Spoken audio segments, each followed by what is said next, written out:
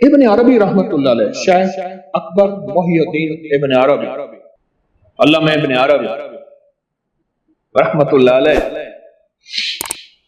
ساری عمر حضرت خضر کی تلاش میں رہے اور ان سے حضرت خضر علیہ السلام سے ملاقاتیں ہوئی، حضرت خضر سے ملاقاتیں ساری عمر۔ حضرت خضر علیہ السلام سے جو ملاقاتیں جس کی بھی ہوئی ہیں، ہم ایک واقعہ سنیں۔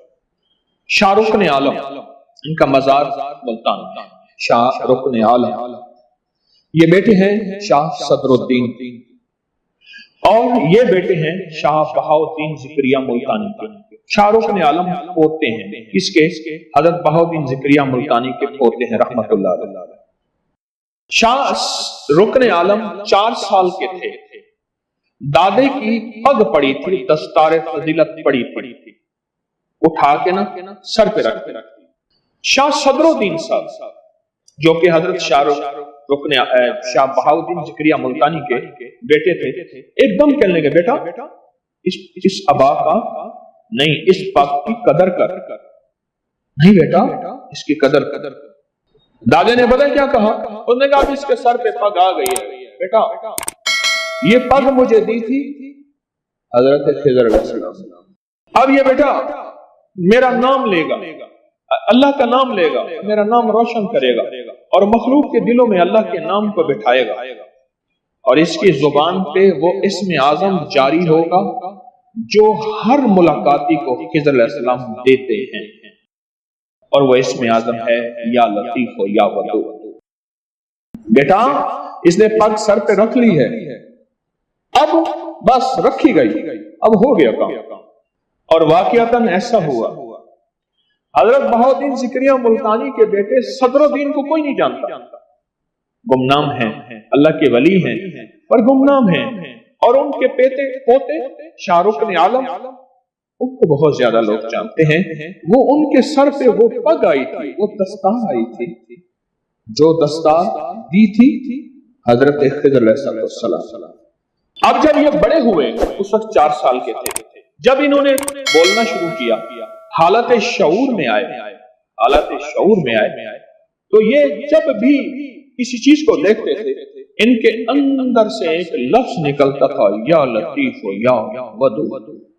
اور ساری عمر انہوں نے مخلوق خدا کو یا لطیف و یا ودود کو بتایا، اور فرماتے تھے پھر خود کہ میری حضرت خضر علیہ السلام سے ملاقات ہوئی ہے۔ حضرت خضر فرماتے ہیں یا لطیف و میرا تاج ہے اور یا ودود و میرا دل ہے۔ مثلا لطیف میرا تاج ہے، سر کے اوپر دستار ہے، اور ودود میرے دل کی روشنی ہے۔ اور حقیقتاً ایسے ہے، انسان کو ہر جگہ چوٹ لگ جائے بچ جاتا ہے، دل پہ چوٹ لگے، دل زندہ تو نہ مر جانا کہ زندگی تعبیر ہے تیرے جینے سے، اور انسان کو ہر جگہ سے کاٹے نہیں مرتا، سر سے کاٹے مر جائے۔ لطیف میرے سر کا تاج ہے یا لطیف، اور یا ودود میرے سر کی روشنی، میرے دل کی روشنی، جس ہستی کی جس ہستی۔ پیران پیر شیخ عبدالقادر جیلانی رحمت اللہ علیہ، شیخ عبدالقادر جیلانی رحمت اللہ علیہ، پیران پیر شیخ عبدالقادر جیلانی رحمت اللہ علیہ، ان سے کہ مجھے ابھی بنا کے دے۔ پیران پیر شیخ عبدالقادر جیلانی رحمت اللہ علیہ بیٹھے تھے، ایک شخص آیا، نووارد تھا، مٹی دھول مسافر پردیسی، کہا کہ آپ میں سے بغداد کے عبدالقادر کون ہیں؟ میں ہوں۔ کہا 900 میل کا سفر کر کے پیدل آیا ہوں، درمیان میں جنگل بھی آئے، پہاڑ بھی آئے، دریا بھی آئے، ہاتیاں بھی آئیں، مصیبتیں بھی آئیں، تکلیفیں بھی آئیں، صرف آپ سے ملنے آئے۔ پوچھا کس لیے آئے؟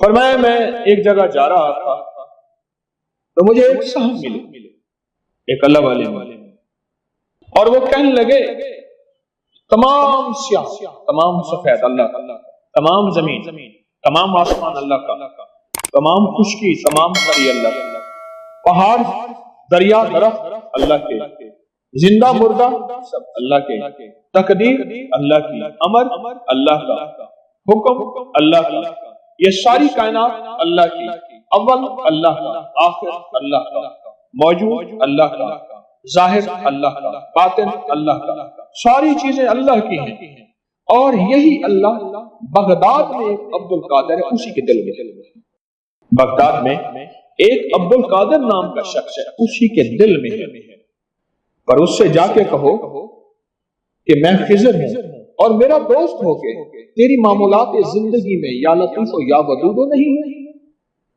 ساری چیزیں اللہ کی ہیں، یار میرا ہے، دوست میرا ہے، خضر علیہ السلام کا فرمان، میرا دوست ہو کے تیرے زبان پہ سارے تیرے معمولات ہیں، یعنی تسبیح ہیں، آپ کے وظیفے ہیں، آپ کی تلاوتیں، قرآن، سجدے، آپ کی نفل، آپ کی اوابین، آپ کے اشراق، آپ کی چاش، آپ کی سنتیں، آپ کی سنت موقدہ، غیر موقدہ، آپ کے فرائض، سب کچھ ہیں، اور آپ کی زبان پہ یا لطیف و یا ودود نہیں، کیوں؟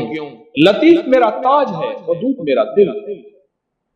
یہ کہنا تھا کہ پیران پیر شیخ عبد القادر جیلانی رحمت اللہ علیہ کی زبان سے نکلا یا لطیف و یا ودود، اور اس جذب سے نکلا، سامنے بیٹھا سارا مجمع بے ہوش ہے، وہ پردیسی بے ہوش نہ ہوا۔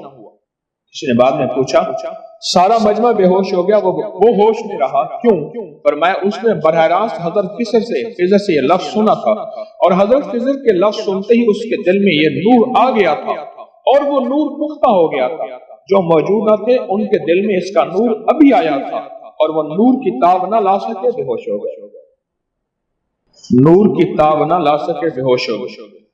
اس لیے پیران پیر نے فرمایا، اس واقعے کے بعد جو اب کہنا چاہتا ہوں غور سے سمجھے، پیران پیر نے فرمایا یا لطیف و یا ودود کو لاکھوں کروڑوں پڑھو، کوئی حرج نہیں، اگر کسی مسند اور کسی خان کا یا کسی مرشد کے زیر نگرانی پڑھنا تو باتدریج آنا ایک تمنا، اس لیے ہم پہلے ایک ایک تسبیح پڑھوا رہے ہیں، اب وجہ سمجھ آئی، ایک ایک تسبیح پڑھا رہے ہیں، ایک ایک تسبیح پڑھا رہے ہیں، اور ایک تسبیح کے بعد پھر ہم اس کے عمل پہ آئیں گے۔ یا حسیبو، ہر نماز کے بعد ایک تسبیح یا حسیبو، ہر نماز کے بعد ایک تسبیح یا حسیبو، ایک تسبیح ہر نماز کے بعد یا حسیبو۔ اپنی نسلوں کو سمجھائیں وہ پڑھیں، اپنے بچوں کو سمجھائیں وہ پڑھیں، اور امتحانات سے پہلے اور امتحانات کے بعد 3300 دفعہ یا حفیظ یا حسیبو پڑھ لیں، اول آخر 3 بار درود پاک کے ساتھ 3300 دفعہ یا حسیبو پڑھ لیں، امتحانات سے پہلے اور امتحانات کے بعد 3300 بار یا حسیبو پڑھ لیں، امتحانات سے پہلے اور بعد، اور امتحانات کے دوران اور باقی ایام میں ایک تسبیح ہر نماز کے بعد پڑھیں، ورنہ ایک اور شکل بھی ہے کہ سارا دن کھلا بہت زیادہ پڑھتے رہیں یا حسیبو، بہت نمبر ملتے ہیں، محنت بھی کرے اور ساتھ دعا بھی کرے، 2 چیزیں ہیں۔ میں نے ایک بچے کو دعا دی، اس نے کہا امتحان ہے، میں نے دعا دی، اس نے کہا جی پہلا میرا پرچہ جو ہے وہ میتھ کا ہے، بڑا مشکل ہوتا ہے، میں نے دعا دی، میں نے کہا تو کامیاب ہے، میں نے کہا کامیاب ہے، آج ہی دعا دی، میں نے کہا انشاءاللہ تو کامیاب ہو جائے گا، بس محنت کر۔ کہا پھر آپ نے دعا دی تھی تو محنت کرنے کی کیا ضرورت ہے؟ آج مجھے اور محمد کہنے لگا، لیکن آپ نے اگر دعا دی تو پھر محنت کرنے کی کیا ضرورت ہے؟ بس میں کامیاب ہو گیا، اور ایک دم ایسی شان و شوکت میں خوش ہو گیا، میں نے کہا انشاءاللہ تو کامیاب ہے۔ اللہ نے دنیا کو اسباب کے ساتھ جوڑا ہے، محنت کو اللہ نے شرط قرار دیا ہے۔ یا حسیبو بہت زبردست لفظ ہے کامیابی کے لیے، کامیابی کے لیے۔ ایک اپنا تجربہ تو میں نے آپ کو 1-2 دفعہ بتایا، ایک دعا ہے میرے پاس جو میں نے تو وہ راز سارے فاش کر دیے، لوگوں میں عام کر دیے، یا علیم علمنی یا خبیر اخبرنی یا وہاب حبلی من اسرار الدنیا والآخر۔ اچھا اللہ جزائے خیر دے، ایک مدینے کے سادات میں بقی کے سامنے کھڑے ہو کے کہنے لگے آپ نے ایک دعا کہی ہے، ناراض نہ ہو تو ایک بات کہوں؟ میں کہ جی جی بالکل۔ کہنے آپ نے کہا تھا من اسرار الدنیا، یہ تو اسرار ہے۔ اوہ، میں کہا اللہ آپ کو جزائے خیر دے، شکریہ آپ نے میری اصلاح کر دی۔ اب وہ اس دن سے میں اپنی اصلاح کو پھر بیان کر رہا ہوں کہ میں نے لفظ اسرار دنیا کہا تھا، میں نے اسرار دنیا والآخرہ، جبکہ لفظ ہے من اسرار دنیا، میں نے زیر پڑھی تھی، لفظ ہے زبر، زبر پڑھی تھی۔ ایک آل رسول نے مجھے مدینہ منورہ میں میری اصلاح کی، اللہ ان کو جزائے خیر دے، ہر پل اصلاح کا محتاج ہوں۔ یہ میں پڑھتا تھا، میرا معمول تھا، پڑھتا تھا۔ میرے ساتھ تو بعض واقعات ایسے ہوئے ہیں کہ میں نے پرچہ آنکھوں سے دیکھ لیا، جو کل آنا ہے اور حل کرنا ہے۔ رات کو میں جلدی سو جاتا تھا، میرے ساتھ میرا ایک کلاس مجھ سے سینئر تھا، وہ ساری رات بیچارہ پڑھتا، پھر آنکھوں پہ چھینٹے مارتا۔ جوانی یا نیند تو آتی ہے، مجھے آ کے اٹھا کر تو کیوں سویا ہوا ہے؟ میں کہ مجھے سونے میں تیرا کیا تعلق؟ کہ تو سوتا ہے تو مجھے نیند آتی ہے، تو بھی اٹھ کے بیٹھ۔ میں کہا تو اپنا کام کر، میں صبح اٹھوں گا، کتاب کو دہراؤں گا، اور کتاب کو دورا کے محض اس کی شان کریمی ہے، ہر سال پوزیشن لیتا تھا، بڑی اچھی پوزیشن لیتا تھا، اور اس کی مجھے اسکالرشپ پیسے ملتے تھے، اور جو میں نے کبھی اپنی ذات پہ خرچ نہیں کیے اور خیر کے کام میں خرچ کیے۔ یہ دعا بڑی طاقتور ہے، یا علیم علمنی، یا خبیر اخبرنی، یا وہاب حبلی من اسرار الدنیا والآخرہ۔